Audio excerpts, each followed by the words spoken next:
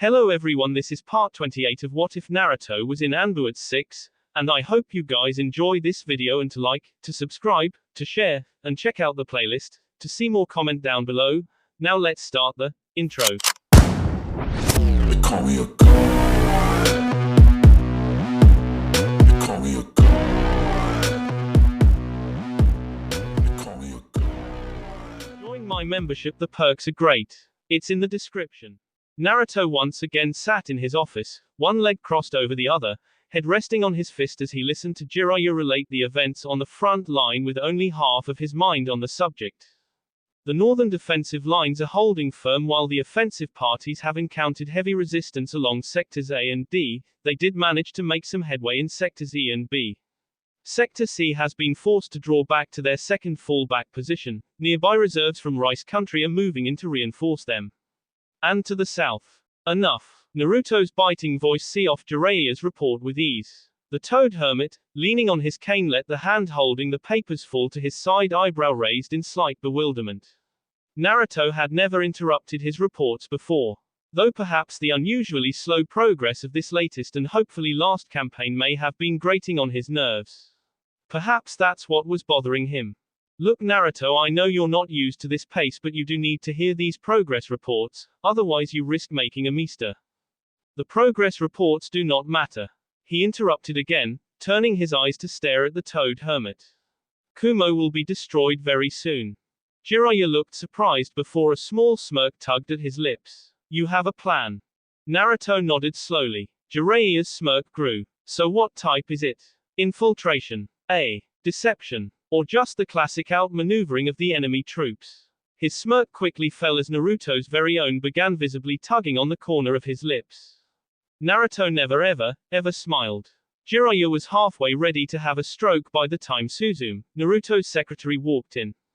Naruto quickly dropped the small upturn of his lips, however minute it was. Naruto-sama. Ginchiko-san has arrived, she stated, peeking her head in from behind the parted door. Naruto nodded. Good. Send her in. With a nod of her own she closed the door, and a few seconds later the wooden portal opened again, revealing the blue-armored woman, Anbu helmet held loosely under her arm as she bowed. Naruto-sama. She greeted. You're just in time, Ginchiko, Naruto responded. I was just about to explain to Jiraiya here the attack plans to invade Kumo. Plans that you will have a key role in. Ginchiko's expression held a skeptical look to it. But how? Hitaki Kakashi or Jiraiya-sama himself are stronger than I. What skills do I have that could be so valuable to the attack? Your experience in naval warfare. It took a moment for the two to catch up to what was being said, before both displayed equally disbelieving expressions. A naval battle. Jiraiya stated first. You want to lead a naval battle? With ninja? Yes, Naruto stated, simply standing up from his seat and beginning to make his way toward the map of the countries framed on his office wall. But ninja can't walk on the ocean. The tides shift too much in too many directions. It would take someone with extremely great chakra control or a lot of chakra to do it successfully. And the few naval battles I've led have been with the use of civilians, with only a few elite ninja on each ship to guard from enemy ninja that may be on the opposing ship. Exactly. The blonde stated, waving his arm over the map, creating a small genjutsu which Jiraiya and Ginchiko allowed to trick their minds. Small figures, which upon closer inspection were individual symbols of each village, were strewn about the map, displaying the troop positions of every known battalion, both enemy and ally. We have a distinct advantage over Kumo. At their expectant looks he clarified. Money. We have more money in one of our emergency coffers than Kumo has in their entire village. Repairs to their village are siphoning off millions every month. So far I've only ordered you to harass and pirate their supply ships, Ginchiko. But now we're going to see off those supplies entirely. With another wave of his hand, ships began appearing on the ocean, a multitude gathering and advancing on Kumo's port city, creating a blockade. We will use our money, and hire mercenaries, pirates, any warrior that knows how to sail a ship. They will make up our main force. Non-ninja. Jiraiya questioned. You plan on taking on Kumo with a navy of non-ninja? With their inability to walk on the ocean's surface, all these men will have to do is sink the ships before they get close. The Kumo ninja will either drown, or be shot with arrows as they try to surface. This plan isn't gonna work, Jiraiya stated. It doesn't matter, Naruto clarified. Okay, now I'm confused, Jiraiya groaned. With so little money, Zhuge Liang will have no choice other than to fill his navy with ninja personnel. Thinning his lines. If we win, we wipe out nearly half of his forces. If we lose, the force on the mainland will be able to break through the enemy lines and will assault Kumo directly. Zhuge Liang's tactics hold no place on the sea, which nullifies his greatest strength. So either way, we destroy Kumo. Ginchiko finished looking contemplative. And what if Liang doesn't respond? Jiraiya questioned again. He will have to. Currently, by our estimations, Kumo is receiving over 70% of its supplies, which include food, clothing and weapons through the sea. If he doesn't, then his village will rot away from the inside out. He paused, passing his arm over the genjutsu once more, rearranging the ships and eliminating the Kumo units displayed on the map before moving some of the figures closer to the cloud village, surrounding it. Either way, the outcome will be the same. Kumo will fall. There was silence for several moments before Jiraiya released a sigh, rubbing his head, allowing a mutter of, "I'm getting far too old for this crap," to cross under his lips before raising his head. Alright, I'll start sending out messages. No need, Naruto said, turning back around to face him. It is already underway. You and Ginchiko will head to Wave Country, one of our territories, and make certain that things run smoothly with the mercenaries that are already arriving according to some of the reports. Pausing, he looked to Ginchiko. I have already sent messages to Tushiro and Mika. They are second only to you in naval combat, so they will be leading part of the force. Hitaki Kakashi as well as some of our men in Iwa will link up with you as well. Jiraiya and Ginchiko nodded. You are both dismissed, the B stated, watching as his two subordinates bowed before walking out the door. Naruto watched them leave before turning his eyes back to the map before dispelling the genjutsu. Very soon. You look tired. Another long work shift at the hospital. Hana questioned her pink-haired friend as the two made their way towards the oasis where she, Ino and herself usually trained, honing their newly acquired skills. Yay. Luckily we aren't getting as many fatal or really, in danger, ninja these days. Things seem to be looking up ever since that girl showed up with the refugees. Sakura said, slowly cracking her N with every step she took. You know, if you're tired we can always just train tomorrow. Hana stated in a somewhat sympathetic tone, seeing the tension in her friend's muscles and catching the minute wince as the bones in her N popped. Nah, Sakura said, cringing a bit. I still need to burn off some energy. All day filing paperwork and walking around a hospital gets old real quick.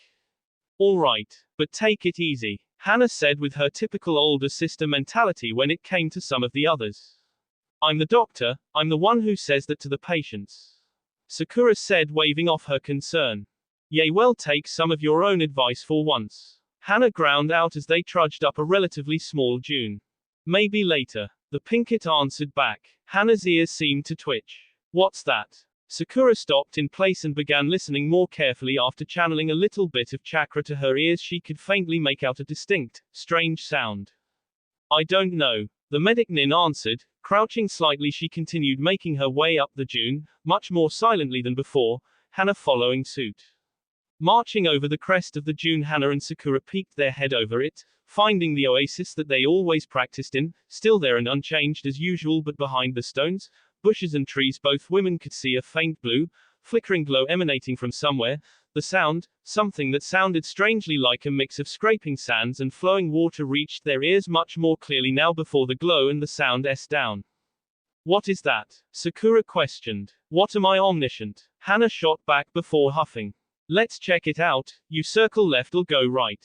Sakura nodded before the two split up, slowly circling around the oasis to find the intruder. When they did manage to sneak past the foliage, they were greeted by the sight of a blonde young woman sitting at the edge of a small stream, a bottle of water in her hand, her hair matted down to her forehead and the back of her N with sweat, wearing a light sleeveless white shirt and grey short pants. She placed the cool bottle against her head as she sighed, leaning back against a tree. Still not enough, they heard her mutter, recognizing her after a brief moment as the girl that had become known well throughout their village as Suna's Angel. Akina allowed her eyes to stare blankly into the sky for several moments before she sighed again. She and Daisuke had filtered their way through Suna's jutsu archives trying to find something they could use about a week ago when they had returned from another patrol mission out in the desert. And though they hadn't found any techniques, per se, they had found something that, with enough training and practice, she could probably use. Apparently techniques like the Rasengan, or the Reikiri, close-range hand-based thrusting techniques were not very popular, though powerful and practically guaranteeing the death of an enemy if they achieved contact. The fact that they consumed so much chakra, were close-range techniques that left the wielder open in a miss, made them rather dangerous and impractical for ninja that did not have a significant skill set and chakra levels to back it up. So there was no quick fix for her to learn. She had to come up with something on her own. So they had started doing just that. But progress was slow, very, very slow. Though she could try to recreate the techniques she'd seen, those imitations, most likely would end up being a lot weaker than their originals, and both Naruto, Jiraiya and Kakashi would definitely know the weaknesses to their own techniques. So both had decided to forego imitations of the Rasengan or the Reikiri in hopes of coming up with something original. But Daisuke wasn't around today, needing to give in his monthly report on team status to the Kazekage. So for today she was on her own. Which sucked incredibly. Daisuke, besides the Kazekage, was really the only one that did not consider her a celebrity, or even, in some very extreme cases of those who saw the Cage of Konoha as a demon incarnate, she was even so far as something divine, or holy. It was flattering at first, but now it was just strange, annoying and not a little creepy. She just wanted to be able to walk around the village without needing to see the looks of awe and shock upon the faces of the civilians and younger chunin. The only place she could get something even remotely compared to normalcy was in the Anbu and Junin hangouts, and even then a few would still treat her as something special. Her ears twitched for a moment when she heard the snapping of a small twig to her left. Eyes flickering over, she scanned over the canopy. "Come on out, I know you're there," she said, hoping that it was just another Suna ninja that had wandered into the area. There was silence in the oasis for a brief moment before a brown-haired woman, older than her, walked out of her hiding place, hands stuffed in her pockets. Expression flat except for the minute quirk of her eyebrow. Akina's attention was next brought to her right as she heard someone else, finding a pink-haired woman, this one around her age, walking out of the trees. She noticed the Suna headband wrapped around her arm, allowing her to relieve some of the tension she felt at the sight of the two. "Didn't think anyone would find our private training ground," Hana said as she stopped roughly 10 or so feet away from the blonde who was now getting to her feet. "This was yours?" Akina questioned before shaking her head, kneeling down to begin gathering her things. "Sorry, I'll go somewhere else then." "Never said you had to." Hana shrugged. "Just surprised us is all." Stepping forward, the older Inuzuka extended her hand, smirking a bit. "Inuzuka Hana." Placing her things back on the floor, Akina stood up, accepting the hand in greeting with a small smile of her own. "Rosetsu Akina." Turning to face the pink-haired woman, she shook her hand as well as she introduced herself. "Haruno Sakura." There was a somewhat awkward silence between the three before Sakura decided to break it. "So what was that you were working on? It sounded weird." "Was it some kind of lightning technique?" she ventured, hoping to further break the ice. Akina scratched the back of her head, offering a somewhat nervous smile. "Well, sort of. I'm working on a close-range technique. Not even really sure if it's a wide-range destructive jutsu or a class technique yet." "Well, that's no good." Hana began scratching her cheek. "Can't have a technique if you don't even know what you want." "You've made original techniques before?" Akina questioned, genuinely curious. "Yay," Hana said, trailing off a bit. "We sort of had to." "Had to?" Akina questioned before the woman's name finally caught up to her. "Inuzuka. You're from Konoha." "We were from Konoha," Sakura corrected quickly, almost harshly, before realizing that the young blonde hadn't meant anything by it. "Our families came to Suna 9 years ago. Escaping form the Hyuga M. We've become citizens of Suna ever since." Akina hesitated for a moment before nodding slowly. "I understand." She contemplated for a moment telling them that she too had been in Konoha at the time, but that instead of heading southwest she headed northeast to Kumo. But in the end, decided some things were best left unsaid. She didn't want to make them feel as if she was patronizing them. Another brief moment of silence before Hana decided to break it. "So any idea on what you want?"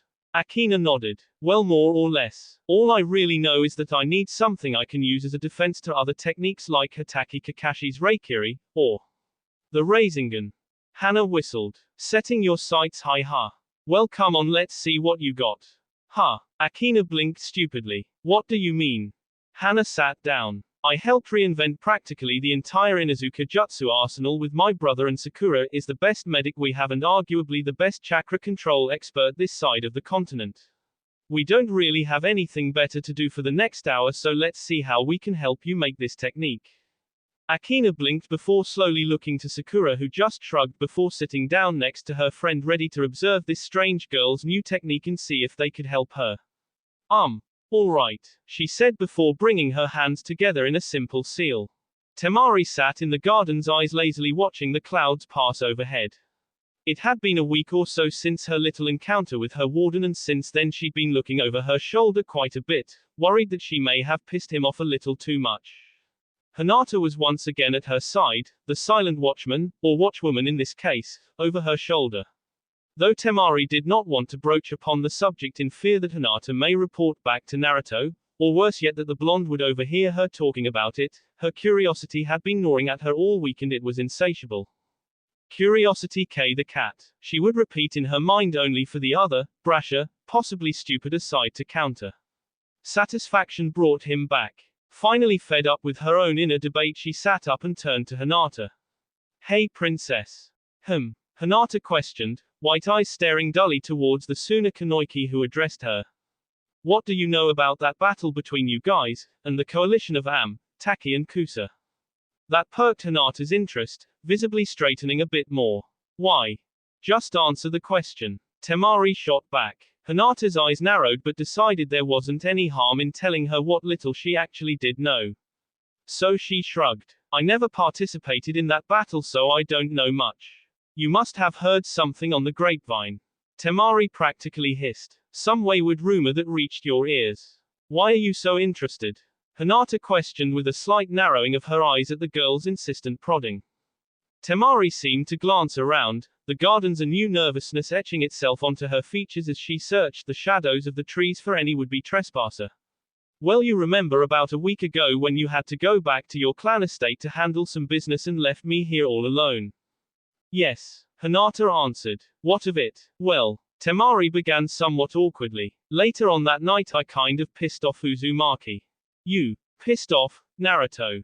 Hinata echoed with a dose of disbelief in her voice. And you still have the use of your legs. I find this hard to believe. Look, the point is that I said God knows what to him and nothing, not even a twitch. I mentioned that coalition and he gets all kinds of pissed at me. She scooted closer, silver eyes glaring at the Hyuga's pale ones. You must have heard something. Something must have happened out there that would get that battle to get to him so much more than any other ones. Lots of people remember one battle more than any other. Hinata counted. And there's always a reason for it. Their friend they ate a baby, strangled their teammate, something. Why? Why is that one so much more important to him? Why shouldn't it be? Hinata questioned, a hint of anger entering her tone as she scoffed. You people are all the same. Judging him like a monster and scrutinizing any hint of humanity he may display till that too vanishes forever. Me. What about you? You accept weak justifications for actions that simply have no justification good enough for them. Temari shot back, standing up from her seat, glaring down at the Hyuga. Though Temari was much more expressive in her anger, Hinata's chilling stare could not be underestimated in its intensity, and the biting cold seemed to sink into the marrow of her bones with every word that passed Temari's lips. You have no idea what was done to him. What those monsters, the real monsters, that used to lead this village did to him. Temari released a frustrated huff. Whatever you say, whatever was done, whatever defense you offer, even if somehow it does justify him in your mind or out of it, does not absolve him. She exclaimed, every word growing louder and louder until she was nearly screaming at the end of her sentence. They took everything from him. Hinata said, standing from her own sitting position to meet Temari's gaze head on. Right, so let's just ignore the B of hundreds of thousands of ninja, civilians, men, women, children, all them in cold B that's on his hands because somebody gave him a bad hand when he was a little brat. How could I consider him responsible for such a minor thing? The Suna princess hissed, sarcasm dripping off every single word that spilled from her lips. What was done to him was monstrous. And they created a monster. Temari finished. There was silence between the two women before both sensed someone standing in the gardens with them, turning around to face the intruder. Fully they found none other than the object of their conversation standing there. Temari and Hinata both stiffened, afraid that they'd been caught talking about him behind his back. Naruto said nothing, however, eyes scanning over the two women for what seemed to them like an eternity before he spoke. Pack your things, both of you. We'll be heading to Wave in 1 week, he stated before he turned and left, leaving both women with simmering animosity boiling between the two. Zhu Liang shook his head from his place on the tower balcony, the shifting of his jaw giving away his current unease to those who knew him well. This isn't right. What isn't right? Sunit questioned from her place, looking over some of the hospital reports. Yue Ying sat on the other chair, overlooking the front-line progress reports instead. They did this almost every week or so now, in which Liang would take into consideration his losses to his gains and thus be able to adjust his strategy accordingly. Naruto. Liang answered. His strategy, it isn't right. What do you mean? Ying questioned. We're at a stalemate, he answered simply. Sunad prodded. Naruto is not accustomed to stalemates. Every campaign he has led so far has encountered swift, decisive victories, taking cities in months or even days rather than years. But none of his frontline men, from either fronts, have moved from their respective barricades, mere skirmish scout groups along the borderlines at most. Why is he acting so calm? I expected him to have at least attempted a small-scale attack by now on either Suna or us. Not even you can predict everyone, husband, Ying answered calmly as she leaned back in her chair. Uzumaki Naruto is one of a kind. You can't predict him like you'd predict any opponent. The fact is that we never have, nor will we ever again face someone like him. He's unique. Juge looked at her over his shoulder before turning his sights back to the village, eyes shifting and narrowing in contemplation. You're right, he is unique, and a unique individual will come up with a unique plan, he said, turning around to walk over to the map strewn about his desk, muttering more to himself than the other two women. If he won't try to attack, would he try defense? To outlast us with his superior resources? No. No, he won't, it's not his style. So that just leaves attack, but where will he attack from?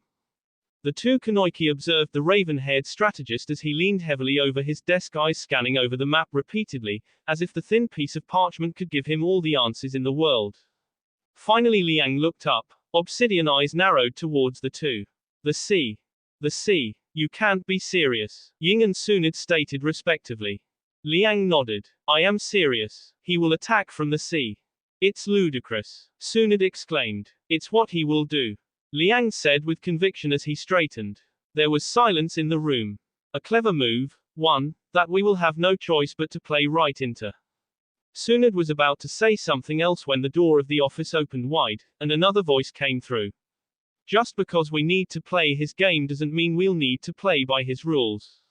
The three adults turned their eyes to face the newcomer, with the slug princess's expression becoming the most visibly startled. Ka Kankuro-san.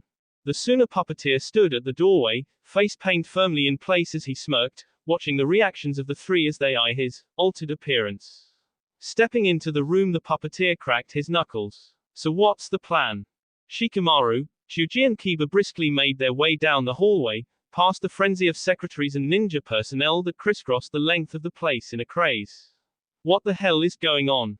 Chuji questioned his two male friends as he narrowly avoided a Chunin that rushed by with a stack of papers. How should we know? Shikamaru responded, taking another long drag of his cigarette as he too did his best to avoid bodily collision with others. Must be something big, Chuji said, again looking around. What gave you that idea? All the rushing people, frenzied expressions, flying papers. Are you just AF, psychic? Kiba responded angrily as he was nearly run over by a cart full of books some other administrative Chunin had just rushed past them. Chuji ignored the remark, however, instead choosing to continue with his previous train of thought. I haven't seen this much commotion since the fall of Sakai. He paused, a wary expression gathering over his features. You don't think? No. Shikamaru was quick to assure him. Zhu Liang leads Kumo, a brilliant strategist, smarter than me probably. Kumo wouldn't fall without a major fight. It must be something else, he deduced as the three continued to make their way to the conference room. Like what? Kiba decided to put in. Marching to attack us. Probably, maybe. I wouldn't bet on it though, this seems different. You don't see the fear on the civilians' faces like you did at Sakai. Something's up, no doubt about it, but it's not an attack on us, Shikamaru said, shaking his head with a rough sigh. Troublesome. Let's just get to the conference room then, it's our quickest way to get answers, Chuji suggested, receiving nods from the other two. The three Junin quickly closed the distance between themselves and the destination, finding the open area beyond the doorway to be packed to the brim with hundreds of fellow Junin and Anbu. Geez, it's a convention here, Chuji stated more to himself than the other two. Before any more could be said, a familiar, loud, female voice called out to the three. Shika, Chuji, Kiba over here. The three shinobi turned their eyes onto the sound of the voice, trying to stare over the crowd to find its source. They soon got lucky as Ino's continuous bouncing up and down gave away her position rather easily considering her pale blonde hair. What the hell is she, a bee-hound? How does she find us the moment we walk into the room?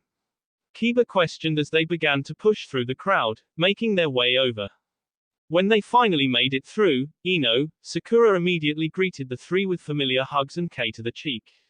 There you guys are, it's been what, almost a week since we've seen you, Ino said in a somewhat scolding tone.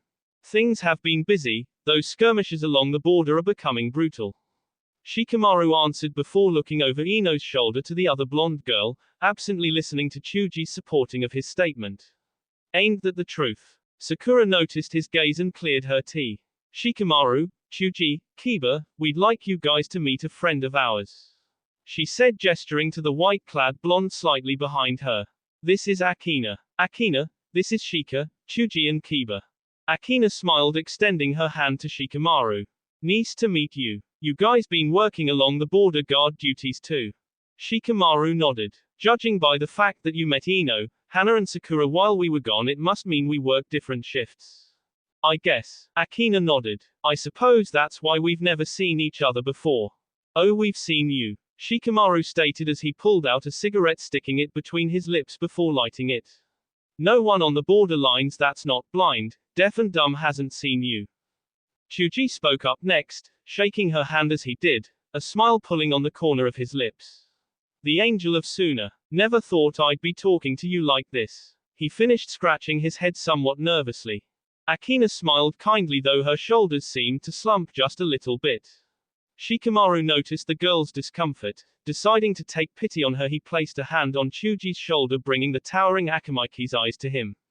EY big guy, she probably has enough slobbering green rooks praising her till they're blue in the face.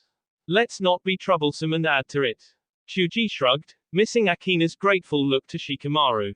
The shadow user understood. To have the eyes of so many already on you, one did not need a reminder every few seconds. Especially if they were gonna be friends, which, judging by Ino, Hana and Sakura they were.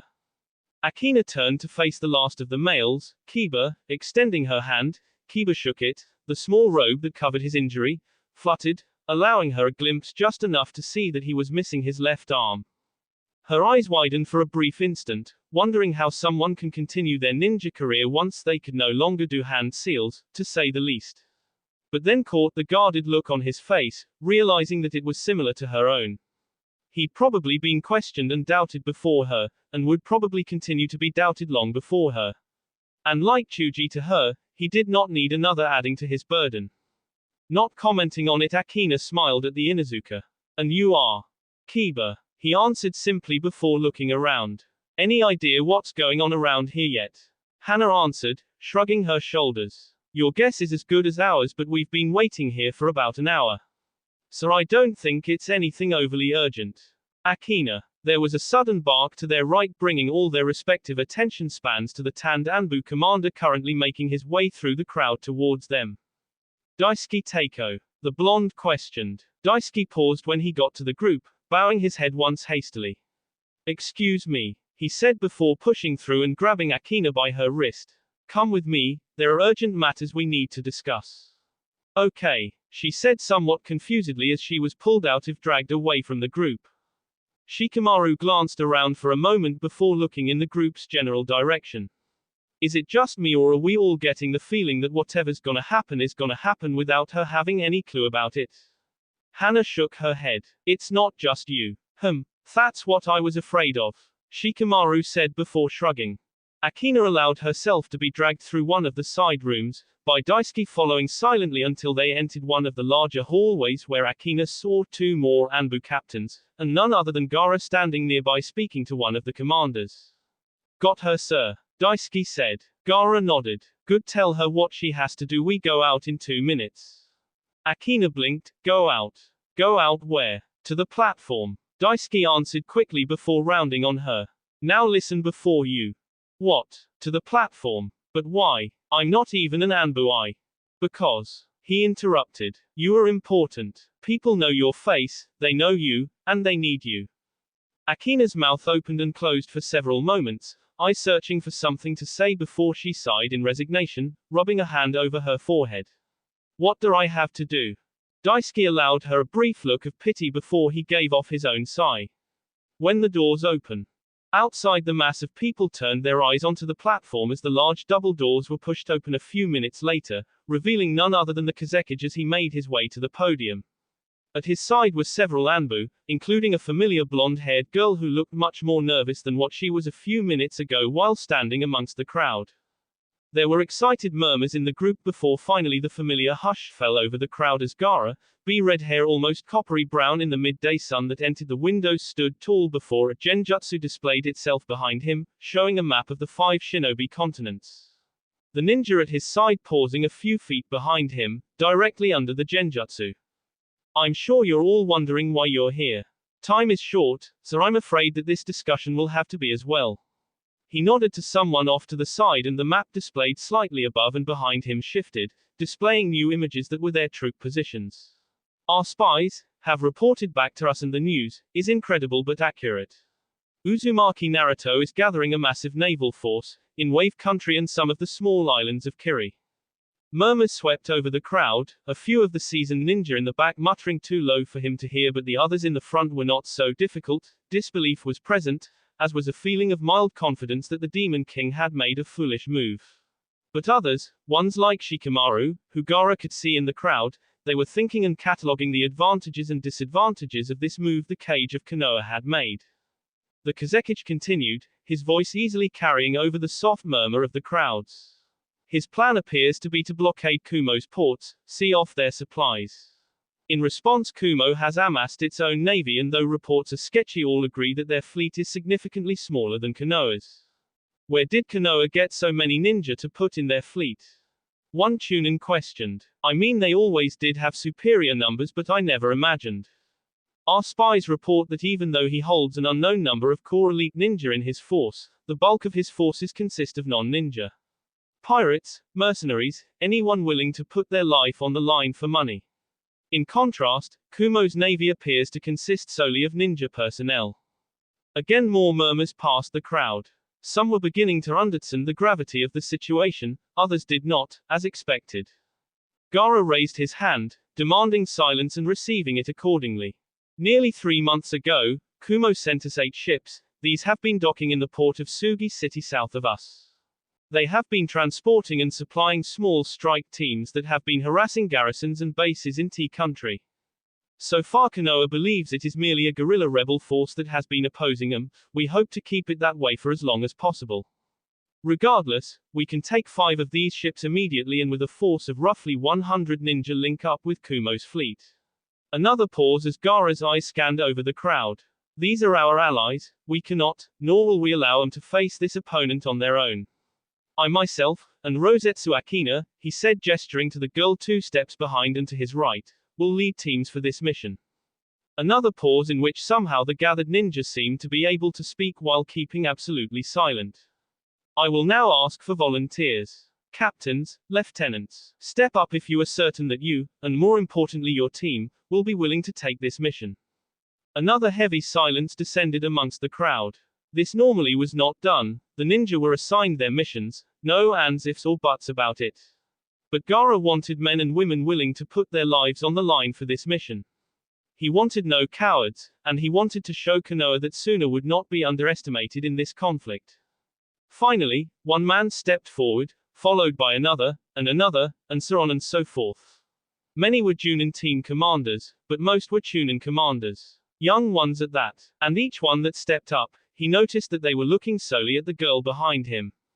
"You know you're not keeping me out of this." A boisterous voice called out to him, making him fight back a smirk for a moment as he shifted his turquoise-green eyes to lay them onto Ino. Sakura and Hana smirked as they too stepped forward. Shikamaru rolled his eyes with another mutter of troublesome passing over his lips before Chuji pushed him, and Kiba forward, taking a step himself a moment later. Gaara gave a minute shake of his head. He should have known. "Very well. Inform your teams, gather your equipment and get ready, we leave in 5 hours. South Gate. The harbors of Wave were filled to bursting. Hundreds of ships clogged the entrance to the ports as thousands of men, ranging from ninja, to mercenaries, to tea pirates made their way through the town, drinking in the local bars, sleeping in the brothels. Naruto ignored the racket that reached his ears as he, and the generals that had already arrived sat in one of the rooms of Wave City Hall. To his right was Jiraiya, the Toad Sannin sat, one leg under the other with his cane resting on his shoulder. Next to him was Ginchiko, sitting in the lotus position, though she was not clad in her familiar purple-blue armor, she still had her sword at her side. It was an unusual sight, seeing her without the armor, rough brown hair tied to a bun behind her head. It was feminine, and that was not something Naruto would normally relate to someone like Ginchiko. To his left was Tushiro, whom he had called away from the Northern Defense Force, leaving it to Kimimaro and Kurenai in order to have him lead part of the armada with Ginchiko. Next to him was Hinata, and next to her was Temari. And it was because of this Suna Kanoiki that there was currently silence in this room at the moment. Ginchiko openly glared at her while Tushiro glanced at her from the corner of his eye rather nervously, since his last run-in with Naruto, and damn near he was not risking saying anything further to upset him. Jiraiya, for his part, could really care less what she was doing here. What he cared about was that because of her they were not talking about what they should be talking about, battle plans. Still he kept his cool and his silence, knowing that this would get underway eventually. And Hinata for her part was just glad for the fact that she did not have to deal with Temari alone for once. Finally Ginchiko turned her eyes to Naruto. "Naruto-sama, why is this Suna Kanoiki here?" Temari grit her teeth, biting down the retort that threatened to rise in her tea as Naruto spoke. "Zhuge Liangza may be hiding among the crowd of men we've recently hired. Hinata should not miss this explanation on our battle plans since she may have to take to the field. Sabaku's presence here matters little. She will not escape," he stated, eyes shifting to Temari, the warning clear in his gaze. "And if she does, she will never make it in time to inform the enemy of our plans, get on with it." "But the teams and commanders from Iwa haven't arrived yet," Ginchiko said, blinking. Naruto visibly fought down a growl before he spoke. "Then you'll just have to repeat it to them when they arrive. I meanwhile would like to know what you've come up with."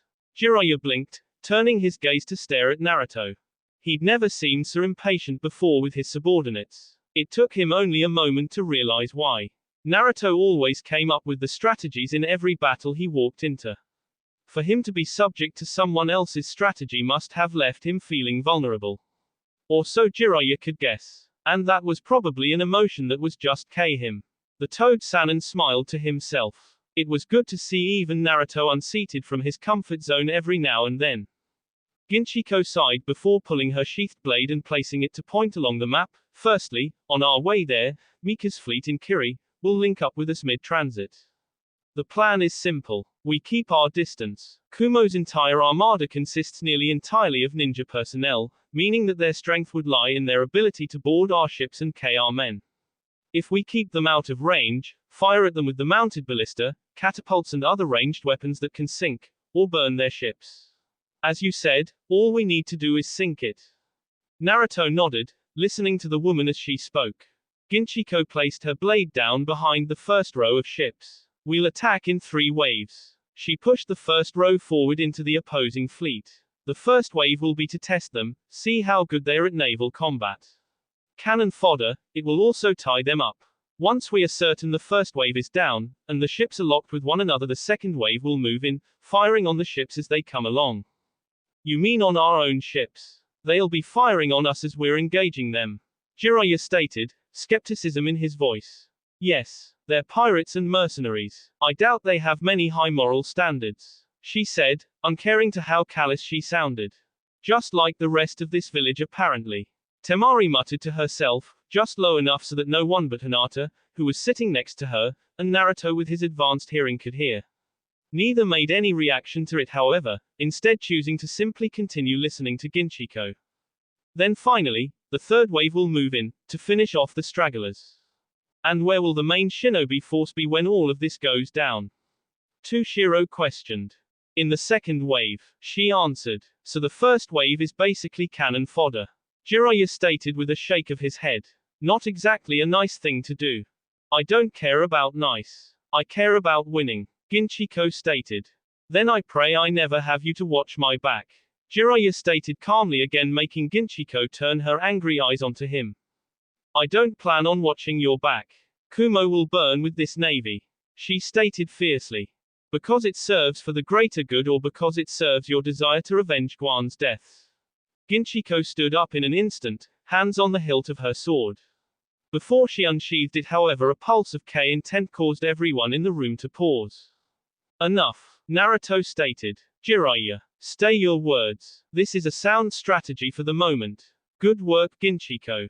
The female swordsman sheathed her blade, breaths coming harshly as she glared at Jiraiya before turning back to Naruto. Thank you, Naruto-sama, she said, bowing once.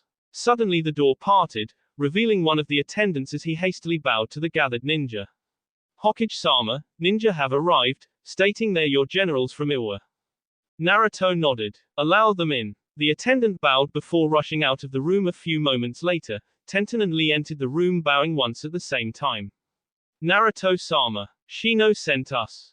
Naruto nodded, but soon thudding footsteps caught his attention, bringing it back to the door as two more individuals entered the room. Shimazu Yoshihiro and Shimazu Toyohisa. The slimmer, younger man, stood with his armor, a likeness to his uncle, as he bowed his head once after a brief moment of tense silence. That seal had not been forgotten yet. However, in contrast to his nephew, who kept his distance and bowed in respect and greeting, Yoshihiro did neither. Large armored feet swallowing up the distance between himself and Naruto. Hinata, Toshiro, Ginchiko, Lee and Tenten each tensed as he passed them by, hands on their weapons in case he tried anything. Naruto remained in his sitting position, head slightly bowed, not looking up to meet the towering man's gaze. You called, the former Iwakage stated with a quirk of his eyebrow. Naruto did not answer for a moment. An oppressive silence bearing down on the room, riddled with tension before he finally decided to break it. You a senile old man. Have you forgotten what I did to you when last we met? Yoshihiro snorted, a smirk adorning his face. You think I'm scared of death? Of you? At my age? Hey, you must be stupid. Naruto growled, low, deep in the back of his tea before he slowly rose himself to his feet, finally raising his eyes to meet that of the taller Shimazu. People have S for less, Shimazu, he stated. Your bravery stems from the knowledge and security in the fact that you are necessary to keep a hold on Iwa. But do not let that fool you into believing I will not kill you if you insult me again. Yoshihiro smiled at Naruto, the pearly white teeth each taunting the blonde with their presentation. Whatever helps you sleep at night, boy. Fact of the matter is, not everyone is afraid of you. He finished before stepping back and taking a seat next to Ginchiko, across from Temari. Finally catching sight of her, he hid his surprise. Naruto watched as Yoshihiro sat down, another tense, awkward silence filling the room for a moment. But this one was broken by a highly unexpected sound.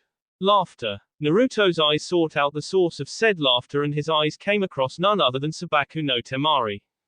Ah ha ha ha ha ha ha. The Suna Kanoiki released, tears leaking along the corner of her eyes as she gripped one of her sides. You should have seen the look on your face. He sure told you off. Ha ha. Naruto rubbed his forehead, coming to a quick and decisive conclusion as his subordinates stared at what, to them, was an unbelievable sight of someone laughing at their cage. Useful people were good. Necessary people were more trouble than they were worth. With a single glare and another controlled pulse of K-intent, Naruto easily brought Temari's laughter under control before looking to Tushiro and Ginchiko. How long till the fleet is ready to move? Tushiro fumbled for a moment. 3 days, 4 at the most. Naruto nodded. Get it done. He then looked to Ginchiko. Explain the plan again, assign 'em ships, organize our ninja. Spread us among the fleet but not too thin. Tushiro says it will take 3 days to fully prepare the fleet, you have 2. He stated, bringing a nod from the woman before he made his way out the room. Zhu Liang's raven black hair whipped wildly in the high wind of the sea, feathered fan fluttering lightly as he held it loftily in his grip. It looks like you were right, Yue Ying said, walking up behind him. He will attack by sea after all. Liang nodded, responding with a simple, yes, to her statement. Ying sighed, before turning to look at the wooden structure mounted onto the deck of 4 of their ships, a massive tower, nearly 60 feet high. The 4 ships it was using as foundations to its legs were chained together, and even now several of their seal masters were at the top of this tower, marking the designs to the exact specifications indicated to them. I hope this plan of yours works, Juge. If it doesn't, my dear, then I don't think you'll have much to worry about. He stated, turning fully to face her.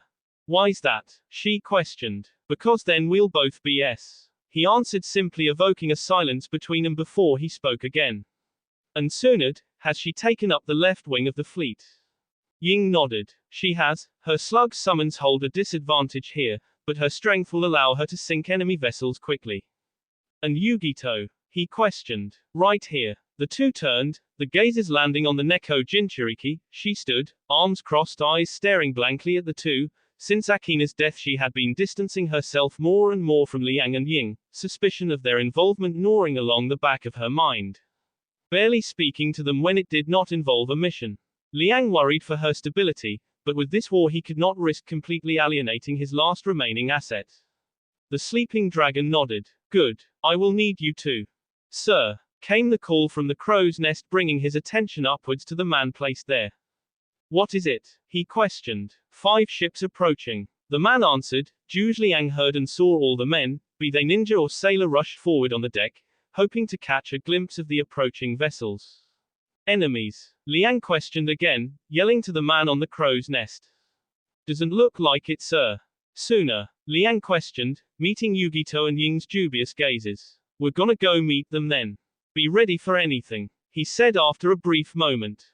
They can't hope to attack us with 5 ships, Yugito stated. You never know. Liang shot back as he continued walking. After a few moments, Liang's boarding vessel approached what appeared to be the leading flagship out of these 5 vessels. As they came closer, he caught sight of stark red hair, which was attached to a body standing on the deck. Squinting for a moment he called out, somewhat apprehensive. Kazekage Dono. Gaara, from his place on the deck, smirked, the slight upturn of his lips visible even from the distance they still held from one another. Reikage Dono. We've come to aid you. You'll have to forgive us for not calling earlier. He joked. Zhu Liang let a quick laugh escape his lips, the first he'd had in months. The force wasn't large, but any help at this point was welcome. Kazekage Dono. You are more than forgiven. As the 2 ships came closer, grappling hooks were thrown from both ships, pulling them together, allowing the occupants of the Kumo ship to board Suna's vessel. Liang bowed to Gaara when he finally stood before the younger Cage, with Gaara doing the same. Yue Ying and Yugito stood behind him, keeping their silence. Kazekage Dono. Thank you for your assistance, Liang said as he stood to his full height. Gaara allowed a small smile to form over his lips. Please, it is all right. We are allies after all, Reikage Dono. Liang nodded, closing his eyes and bowing once more in respect. I have been unable to get messages across, and I imagine it is the same for you. Is Kankuro all right? Gaara questioned. Zhu Liang nodded. Yes, very well. Actually, he is leading one of our ships today. At that, Gaara's eyes widened considerably. He is, but I thought he would be paralyzed. He volunteered, Liang explained. And though he was paralyzed, Kazekage Dono, your brother's specialty has proven something of an insurance policy against physical disabilities. Gaara rolled his eyes, taking in a breath. Kankuro. He sighed, hoping his brother had not become as drastic as the legendary Sasori of the Red Sands. I would like to see him, he said after a moment. Yes, of course. Liang nodded. Reports are sketchy, but we don't think the enemy will arrive for quite some time. You have a few hours to find and speak with him. Liang used this moment to scan over some of the other occupants of the ships near theirs. I see you've brought Konoha's former Inoshika-chu trio. Gaara nodded. They are Suna Ninja, now Reikage Dono, please refer to them as such. Of course. Forgive me. I meant no offense. Liang clarified before looking around some more. I wonder though, that girl who we have been hearing about. The Angel of Suna. Is she here as well? Liang questioned. Gaara looked around. Yes, actually. I believe she went below deck. Daisuke. He barked, catching the Anbu commander's attention. Could you bring Akina above deck, please? At that name the three Kumo ninja visibly tensed, their eyes widening, and even, in Liang's case, the grip on his fan faltering for a brief moment before he caught himself. The Kazekage expected this. He knew she was from Kumo originally, so he made no comment on their reaction, instead choosing to calmly and patiently wait as Daisuke vanished below deck. A few moments later footsteps could be heard against the hardwood of staircases. They continued for a few seconds, which felt like an eternity to the three Kumo ninja, and for a brief moment they felt as if the staircase would never end, until finally a head of pale blonde hair emerged from beneath the deck, dressed in white, a metal three-piece staff strapped to her back, a pale blue scarf wrapped around her en and shoulders. Yugito's breath hitched as Liang and Yue both took in a sharp breath. There she stood, not a pale ghost but F&B, sky blue eyes glaring at the man that she once called sensei. Daisuke stepped out right behind her, somehow knowing that this was one confrontation that she may need help with. Akina? Yugito questioned, stepping forward. The Kyubi Jinchuriki's eyes were brought to that of her sister figure, softening for a moment as she nodded. Yes, Yugito, it's me. Yugito looked like she was about to step forward when a strong hand on her shoulder stopped her. Following the arm to its owner, she found Liang's obsidian gaze boring straight through her. There will be time for reunions later, he stated, the biting edge to his voice as sharp as a blade as his eyes gazed into the distance. Now, it seems we have a battle to fight. What? Yugito questioned before everyone's attention was brought to the stern of the ship as one man cried out, it's the enemy. They're here. What their eyes met brought fear to their hearts. The entire horizon seemed to be blanketed with approaching ships. Even from this distance it was easy to see that they were heavily outnumbered. Gaara growled before he turned to his four Anbu. Take defensive positions, form up with the fleet. I want us ready to fight before they're even 300 feet away from us. Yes, sir. The Anbu chorused before vanishing in clouds of smoke. Liang tore his eyes away from the spectacle to bring them onto Akina. She was alive, and that changed everything. His plans were still intact, they still held a chance for victory. Now, if only he could get her to fight for him again. Naruto's eyes scanned over the armada waiting for him. Zhuge Liang is cunning indeed to have predicted my strategy. He stated more to himself than the others. He stood at the bow of the ship. Behind him were Ginchiko, Temari, Hinata and Mika, whom he had ordered to board his flagship once her fleet linked up with his. His reason for it being the simple fact that with her aggressiveness and lust leaving her in command of a force and hoping she didn't do something drastic, was like leaving a canary with no wings in a small cage with a cat and hope the cat doesn't eat it. Instead he gave command of that portion of the fleet to Jiraiya. The vessel he was standing on was relatively simple in its design. Two ballistae were mounted on the port and starboard sides, and behind the helm on the aft of the ship was an extension that had been added recently to hold a small catapult. Many of the pirates were currently lining up bottles of alcohol and oil that they would soon be using to bombard the opposing fleet with fire. Of the four women behind him, Ginchiko spoke first. He may have predicted you, but even so he barely has enough ships to count for half of our fleet. And his tactics count for nothing here.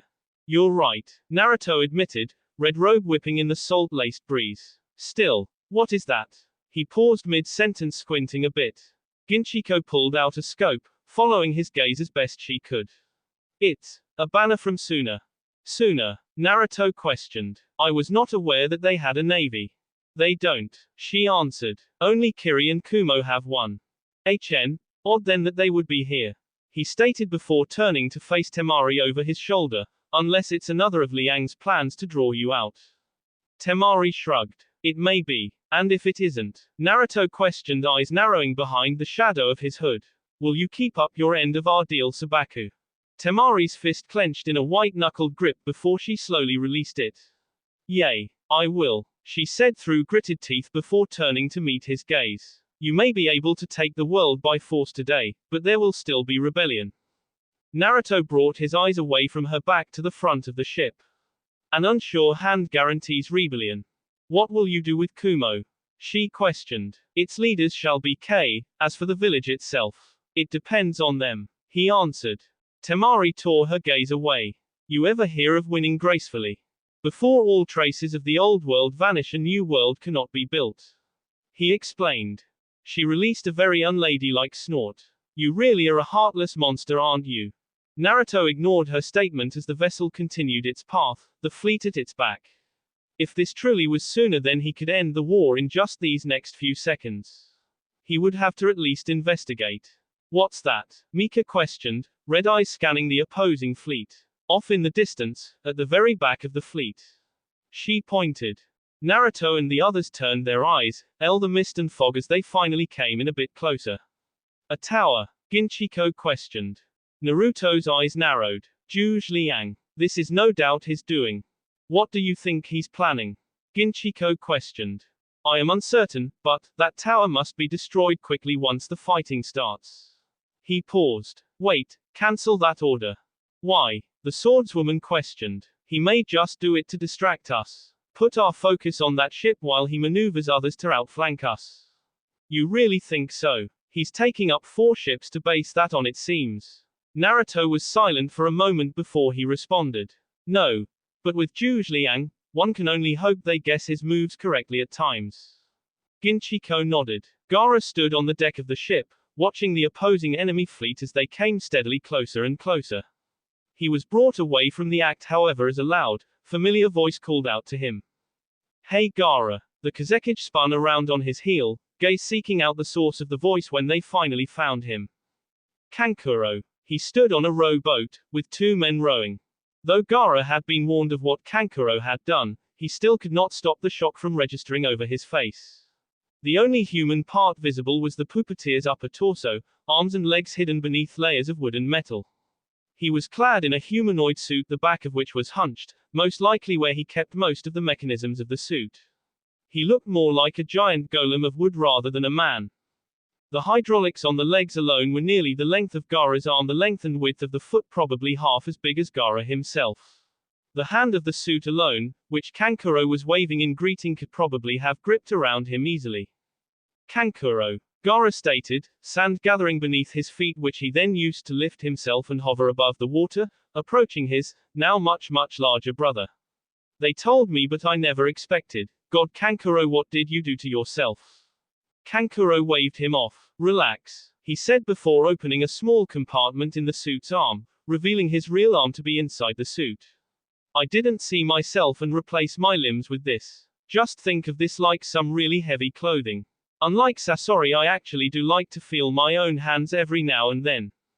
Gaara breathed a sigh of relief. Good. You had me worried for a moment. Hovering around Kankuro, he examined the suit with a critical eye. Well, you certainly put a lot of mass on it. Won't it be a little slow? Your upper body and vital organs are badly exposed. Kankuro smirked. Please. Before small panels opened up in the parts of the suit that framed his body, and thick wooden sheets emerged in layers, converging around one another until only his face was exposed, only for that too to be shielded a moment later, leaving only a T-shaped visor to allow the puppeteer to see. I'm not that much of an amateur. The suit may be slow, but a few of the medics at the hospital helped me with some seal designs for the wood. Fire resistance, chakra absorption. The round design of the suit will help absorb heavy impacts. This thing may not be as good as Sasori and his legendary work, but it will definitely hold up against anything I find on the battlefield. Gaara sighed. I'd rather you not fight at all. He floated forward, placing a hand on Kankuro's shoulder. I'm just glad you're all right. I had to leave before the operation was even underway. Don't worry about me, Kankuro said, placing the suit's massive hand as gently as he could to ruffle Gaara's hair. Look, I got a head back. I just came when I heard Suna had shown up. I won't be able to save Yura today probably, so you take care of yourself out there today, alright brother? Gaara smirked as he let out a single laugh. Sure, whatever you say. Kankuro seemed to nod beneath the T-shaped visor before turning back to the men rowing. Alright, let's head back boys. Akina. The young blonde woman paused in her work for a moment before she finished tying off the anchor to the ship. Taking a deep breath and gathering herself before she called the willpower to turn and face the person that called out to her. As expected, her eyes met Yugito's. The Nekomata's eyes were full of questions, each flashing by too quickly to be grasped and passed through her vocal cords. Finally she asked the only question she could. What happened to you? Akina opened her mouth to answer but then, paused before sighing. Shaking her head she looked to Yugito and gave her only one warning. Yugito, don't trust Zhuge Liang. Yugito moved to speak again when Akina interrupted her, her voice as serious as the Jinchuriki had ever heard her. Get away from him. Get away and stay away, she said before she gathered her equipment and brushed past her fellow blonde. The Neko Jinchuriki watched Akina's retreating back before her gaze slowly moved upwards, towards the tower that loomed over them. Meanwhile Zhuge Liang approached the seal experts at the top of the structure, gaze serious as he watched them work. Is it ready? One of the men turned to face him and nodded. Yes, we need only put on the finishing touches, another 3 minutes at most. You have too. The Cage replied, watching as the enemy fleet took up position a few hundred yards off. Then one ship began approaching, waving a white flag. A negotiation. Liang questioned more to himself than anyone else, eyes trailing downwards to the Kazekage after a brief moment. Naruto would not call a negotiation lightly. He has nothing to say to me, so that only leaves Gaara. And if he wants to speak to Gaara, then that means. Liang's eyes widened as genuine panic entered his gaze. Temari. But how could he know Gaara would be here? After a moment the sleeping dragon shook his head. It doesn't matter. I must find a way to stop this. But his mind came up with a blank. All of his strategies, schemes that passed through his mind would all arouse too much suspicion, and those that didn't Naruto was sure to counter. He would not fall for the same tactic twice, and though Liang was a superb illusion master, even he could not be sure if he could ever pull one over Naruto while he was actively searching for such. Gritting his teeth he made a quick shunshin, vanishing, and reappearing a moment later on the deck of the ship. Gaara approached him, the younger male's strides quickly making the distance between them disappear as he spoke. You've seen it too. They call for a negotiation. More like a surrender. Liang stated. Kazekage Dono, allow me to go. I have dealt with Naruto before. Gaara nodded. So have I, Reikage Dono. I do not think it wise though for only one of us to face him. If he sees both of us here he may reconsider engaging us directly. Liang fought the grimace. Gaara made a decent point and he could not argue too vehemently against Gaara going, otherwise it would be far too suspicious of him, especially if Gaara caught word that his sister was on the opposing ship. If you wish. Still I think it'd be best to keep your involvement as a surprise. He ventured, hoping Gaara would go for it. He did not. A good plan. But no. I believe it would be best if we face him together. Liang nodded, though the action was forced. As you wish. Kazekage Dono. The crashing of waves against the hull of the ships was the only sound that could be heard as the two vessels approached one another. Naruto still stood along the deck of his ship, Hinata, Temari, Ginchiko and Mika flanking him. Across from him, standing on the other ship, Naruto could see several familiar faces. One he recognized instantly. Akina. That fool was becoming more of a nuisance every day, but she was irrelevant at the moment. She flew under Suna's banner, and had to follow their orders. Once he secured Suna's surrender she could do nothing more against him. Even so, he would eat her once he had the chance. But that was a thought for later. He allowed his eyes to continue to scan over the assembled ninja. One he didn't recognize, another female, blonde, younger than Liang. Perhaps the Nekomata Jinchuriki, judging from the reports. The next was Zhuge Liang, white robes, raven black hair distinguishing him among the others on the ship. And finally, Sabaku no Gaara. The weak imbecile whom he would now manipulate to secure his victory in this war. Looking at the four women over his shoulder he spoke, the command firm in its delivery and tone. Secure her, make sure Liang doesn't attempt anything. Mika and Hinata moved as one, walking up to flank Temari.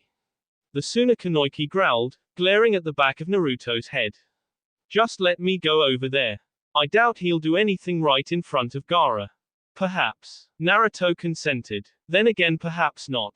Look, I already agreed I'd tell my brother. Why are you so intent on keeping me here? She hissed, yanking her arm free of Hinata's grip.